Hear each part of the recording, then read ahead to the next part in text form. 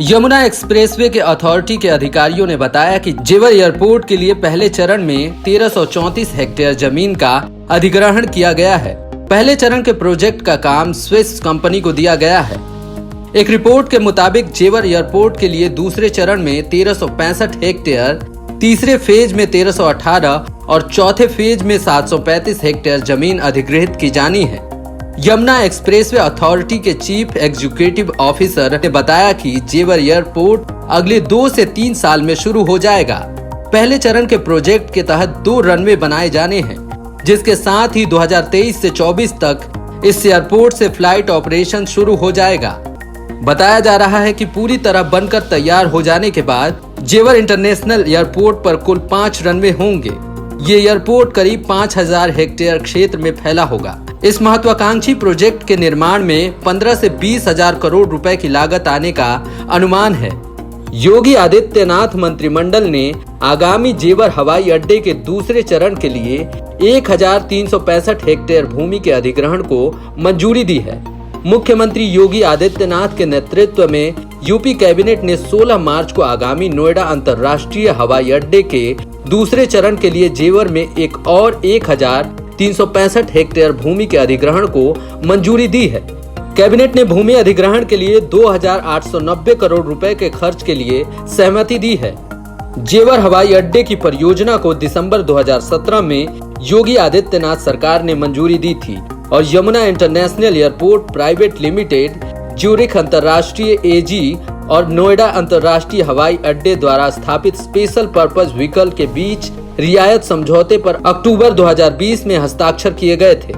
यूरोपीय कंपनी द्वारा 40 साल की छूट के तहत 29,650 करोड़ रुपए का हवाई अड्डा विकसित, संचालित और रख रखाव किया जाएगा। कंपनी ने इस उद्देश्य के लिए जेवर एयरपोर्ट परियोजना के पहले चरण में 4,663 करोड़ रुपए का निवेश करने की योजना बनाई है।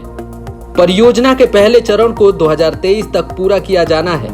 हालांकि कोविड-19 महामारी से पहले तैयार की गई समय रेखा में कुछ बदलाव देखने को मिल सकते हैं। जब पहला चरण चालू हो जाता है तो जेवर एयरपोर्ट हवाई अड्डा हर साल लगभग 12 मिलियन यात्रियों को संभालेगा। ये परियोजना 5000 हेक्टेयर के क्षेत्र में फैली होगी और इसमें 6 से 8 रनवे हो सकते हैं। नोएडा एयरपोर्ट के पास देश के सबसे बड़े मेंटेनेंस और ओवरहॉलिंग सेंटर और तीसरे रनवे के लिए जमीन का इंतजाम जल्द हो सकेगा। यूपी कैबिनेट ने एयरपोर्ट के दूसरे चरण की जमीन अधिग्रहित करने की मंजूरी दे दी है। एमआरओ बनने से एयरक्राफ्ट रिपेयर करने के लिए विदेश नहीं जाना पड़ेगा। दूसरे चरण में 7 गांवों की 1365 हेक्टेयर जमीन अधिग्रहित होनी है। इस पर करीब 2890 करोड़ रुपए खर्च होंगे। उत्तर प्रदेश सरकार नोएडा एयरपोर्ट के 5 रनवे बनाने को मंजूरी दे चुकी है। पहले चरण में 2 रनवे बनाने का जिम्मा ज्यूरिख कंपनी को दिया गया है। दूसरे चरण में तीसरा रनवे और एमआरओ सेंटर बनाना है। इसके लिए 1365 हेक्टेयर जमीन की जरूरत है। ये जमीन जेवर के 7 गांवों करौली, बांगर, कुबेर, बीरमपुर, दयानतपुर, रनहेरा, नंगला, शाहपुर और मुंडेरा में ली जानी है। इस जमीन को अधिग्रहित करने का प्रस्ताव जिला प्रशासन ने शासन को भेजा था, जिस पर कैबिनेट की मुहर लग गई है। अब जल्द ही इन 7 गांवों की जमीन अधिग्रहित करने के लिए अधिसूचना जारी की जाएगी। दरअसल देश का एकमात्र एमआरओ सेंटर नागपुर में बना हुआ है। मुंबई एयरपोर्ट तक आने वाले विमान तो वहां जाकर दुरुस्त हो जाते हैं, लेकिन दिल्ली एयरपोर्ट आने वाले विमान को नागपुर सेंटर ले जाना मुश्किल हो जाता है। इसलिए हवाई जहाज जिस देश की उड़ान भर रहे होते हैं वहीं मेंटेनेंस करा लेते हैं। इसमें आमदनी का बड़ा जरिया विदेश में चला जाता है, जिसे देखते हुए नोएडा एयरपोर्ट पर एमआरओ सेंटर भी बनाने का निर्णय लिया गया है। इससे समय और ईंधन की बचत के साथ ही देश भर के विमानों के मेंटेनेंस, रिपेयर एंड ओवरहॉलिंग से जुड़ी इंडस्ट्री को बढ़ावा मिलेगा। साथ ही हजारों युवाओं को रोजगार मिलेगा। करोड़ों रुपयों का निवेश भी होगा। इस सेंटर को नागपुर से भी बड़ा बनाने का प्लान है।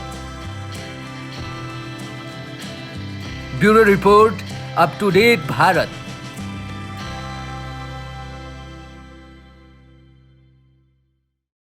हमारे चैनल को सब्सक्राइब करें और वीडियो सबसे पहले अपने मोबाइल पर पाने के लिए बेल आइकन को दबाएं।